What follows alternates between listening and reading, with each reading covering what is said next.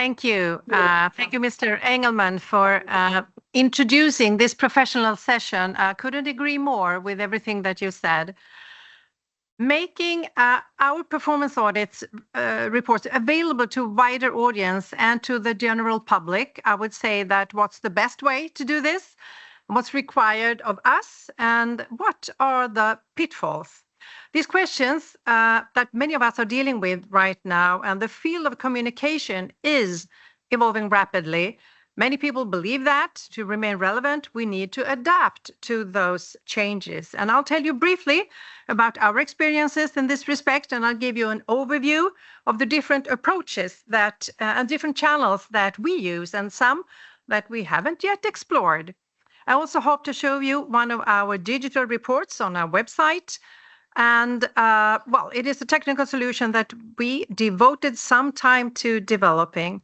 But first, I'd like to briefly go back to the question of the conditions necessary for making the content of our performance audit reports available to the general public and why we should do so. Yes, there are certainly more ways to do this, but we have used the following three starting points.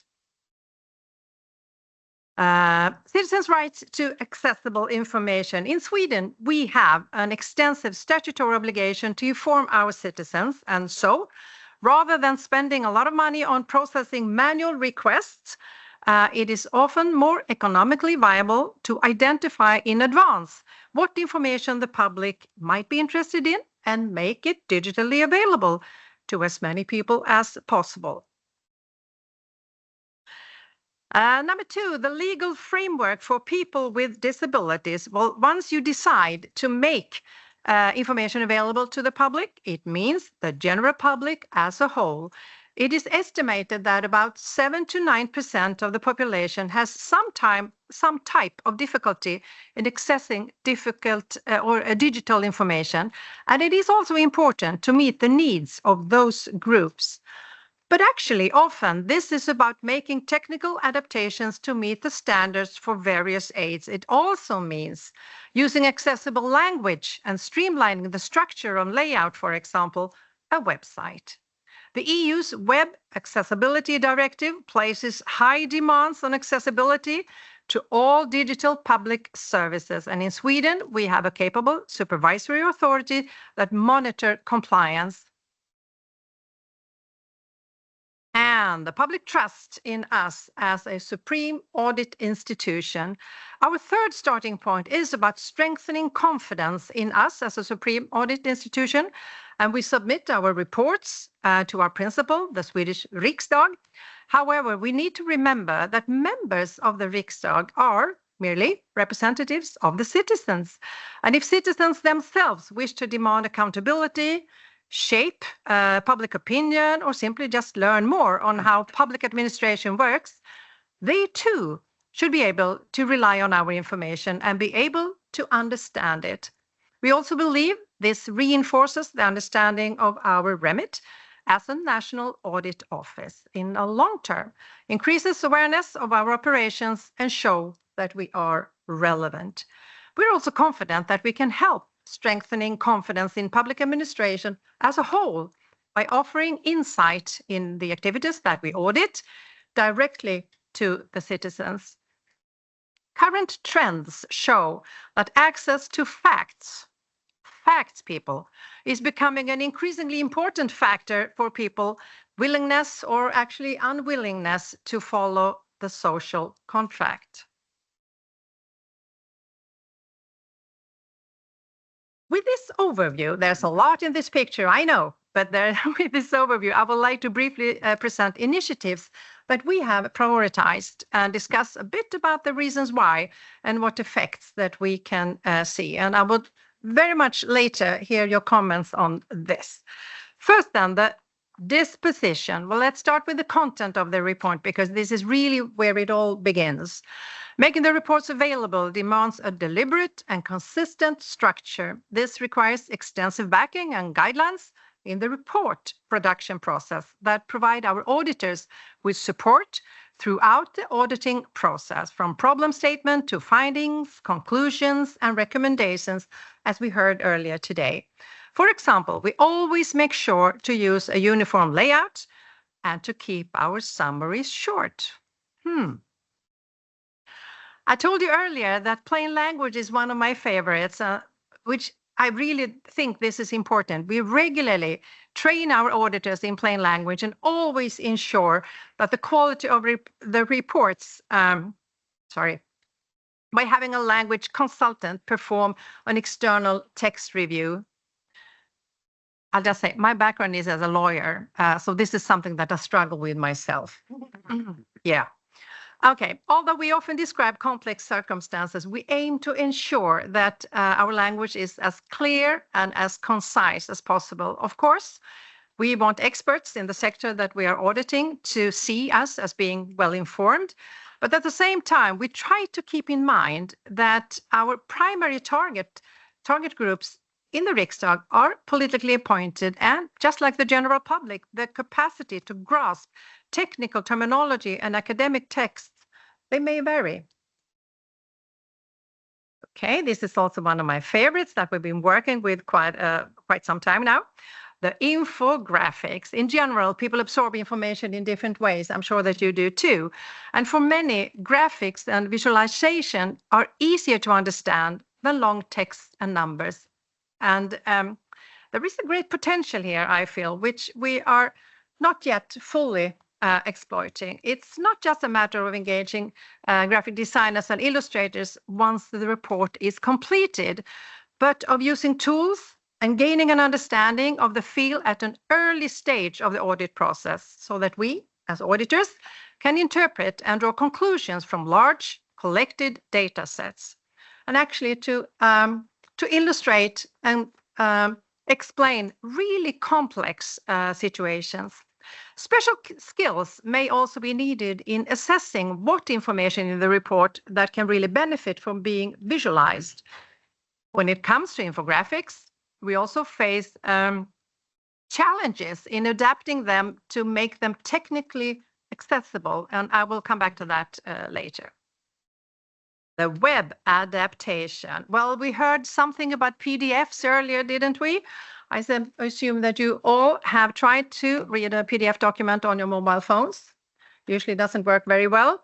It's not that easy, zooming in and out and shifting the text to the right when you really run out of screen. A 60-page performance audit report is a challenge to read on your phone, on the train to work.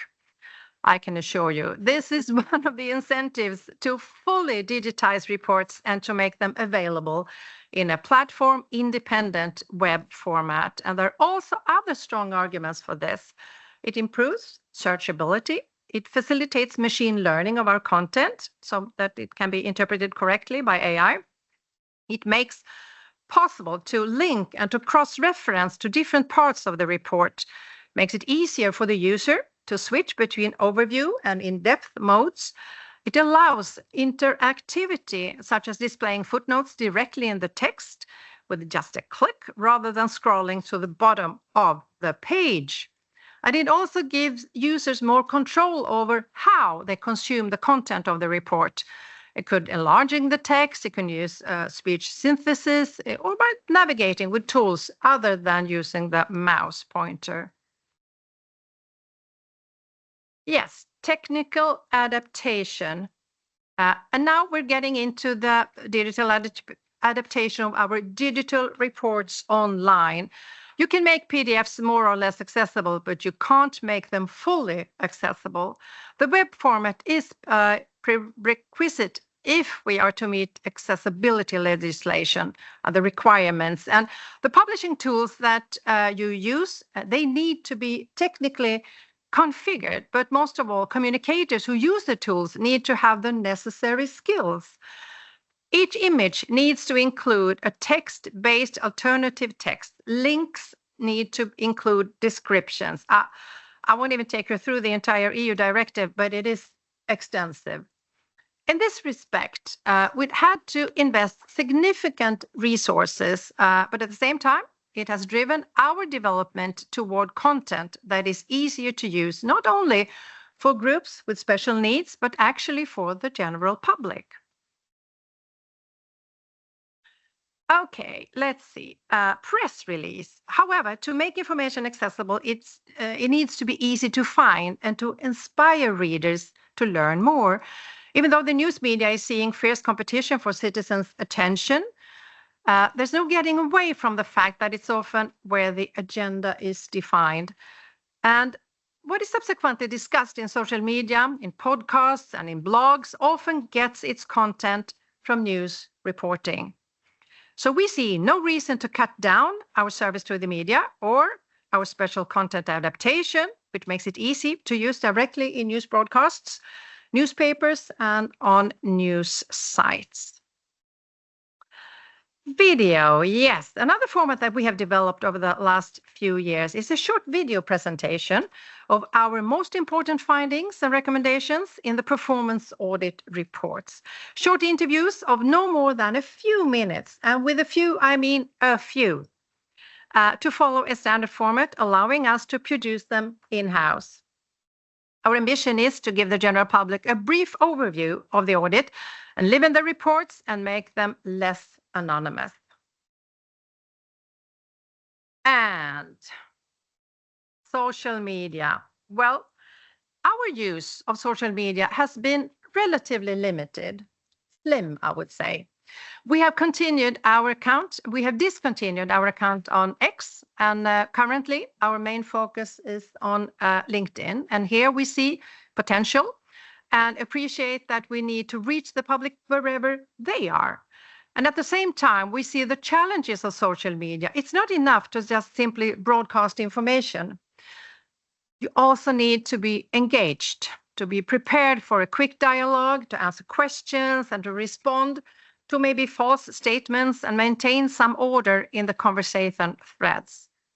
And after all, social media is organized around people who have a relationship with each other and groups that share interests, opinions, and membership in organizations. And if we enter these sort of filter bubbles and communicate with various groups that likely have a greater interest in specific audit findings, we may put our independence at risk. So this is something that we have been discussing a lot. I'm very much looking forward to any comments from you in this matter. And this is why we have adopted a sort of cautious approach to ensure that we are not seen as actively taking part in the formation of public opinion, although we may need to revisit this matter at some point. Other options. Well, I would also like to take this opportunity to briefly mention a few additional channels and tools that we have decided not to use. We don't take part in debates about our audit findings as a matter of principle, even if it would raise interest in our operations. We don't use paid placement on social media or any other paid advertising. We don't engage the public by actively inviting people to inform us of shortcomings. We don't engage in direct dialogue with citizens other than by email and where appropriate as part of information gathering within the scope of an audit. And only certain parts of our website is available in English. It's a question of how we prioritize. And information in our national minority languages is limited to the facts about the agency's remit. And I would like to conclude now with going back to what I said earlier about the fully digitized reports on our website, and let's see if it works.